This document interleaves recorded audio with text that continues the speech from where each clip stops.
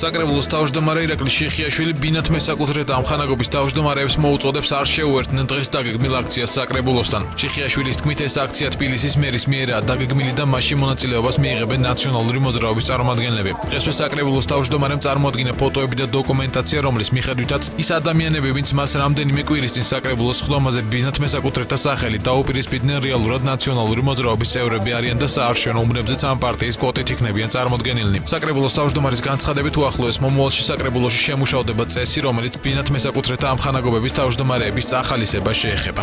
ეს ქალბატონები, რომლებიც თავს ასახებენ ბინათ მესაკუთრეთა ამხანაგობების თავმჯდომარეებად, რეალურად წარმოადგენენ ნაცმოძრაობის პარტ-აქტივს და იმის დასადასტურებლად, რომ ესენი ზუსტადაც რომ ნაცმოძრაობის პარტ-აქტივია, ისინი არიან საარჩევნო კომისიებში ნაცმოძრაობის კვოტით. დღეს მინდა მიმართო იმ ამხანაგობის თავმჯდომარეებს, რომ გიგი უგულავას მიერ დაგეგმილ აი ამ ბინძურ პროვოკაციას არ წამოეგონ.